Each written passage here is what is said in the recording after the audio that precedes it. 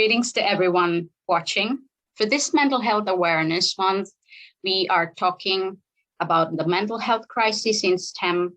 We are asking the important questions and having the difficult conversations. Today, I have the great pleasure of talking to Dr. Heather Slinn, who is a microbial ecologist. She's currently an industry postdoc interested in how soil microbiomes can influence wheat resistance to pathogens. Hi, Heather. It's a pleasure to have you here. Hey, thanks for having me. Would you be able to tell us a little bit more about your research and background? Yeah, absolutely. So I did my PhD research looking at plant microbe insect interactions in a tropical plant genus. So I was working with Piper, which is a pan-tropical plant genus. You can find it in the neotropics as well as the old world tropics. But there's over, 1,000 species in this plant genus, so it's super diverse. There are other species related to agricultural crops.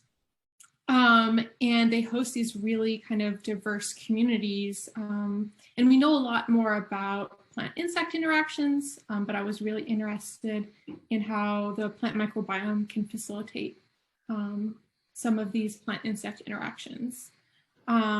And yeah, so that's kind of how I, got started in research. And then following my PhD, I wanted to kind of shift my focus from basic research into applied research. I felt just a strong calling into kind of wanting to participate in solving some of our big challenges in society with crops and climate change. And so I found an industry partner that works with agrochemicals. So specifically, I work with Syngenta. They are kind of known for making fungicides and pesticides to help protect crops, but they also work in genetics and breeding resistance and things like this. So they do a bunch of things. But yeah, they're a global leader and interested in university collaborations. And so I've kind of switched from doing above ground plant tissue work to roots and soil. So yeah, it's just a great opportunity to get my foot in the door in industry and start thinking about helping solve problems live in agriculture. I would like to dive into the questions of today. There is an indubitable mental health crisis in STEM, and women, scientists, and minorities in STEM are especially susceptible to these crises. What are your perspectives on this?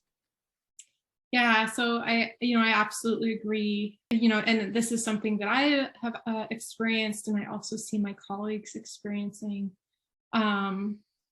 And I mean, it's such a big issue. There's so many kind of factors at play.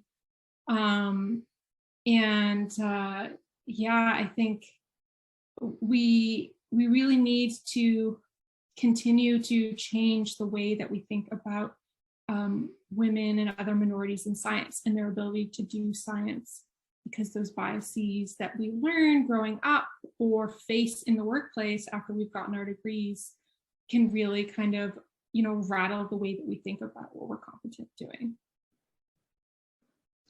I would like to ask you if you would like to describe a bit more about personal and proximal mental health struggles that you have experienced and witnessed being a woman in STEM. Yeah, so I have a history of struggling with depression, and then later during graduate school being diagnosed with an anxiety disorder. So grad school was really kind of a peak time where I was struggling with my mental health. You're dealing with stressors of trying to navigate your dissertation, find a job. I was still working on my graduate degree during the pandemic, so you throw that in, and just being, like making below poverty line. So there's all these things that like just really, can affect your day-to-day mental health.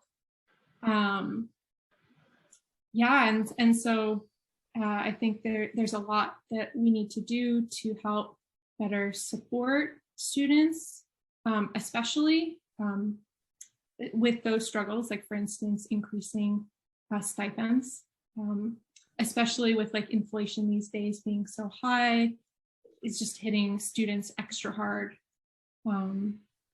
Yeah, I mean, those are all just one of the things, but yeah, there's a lot that we need to change about how we are teaching students and the support systems that are available.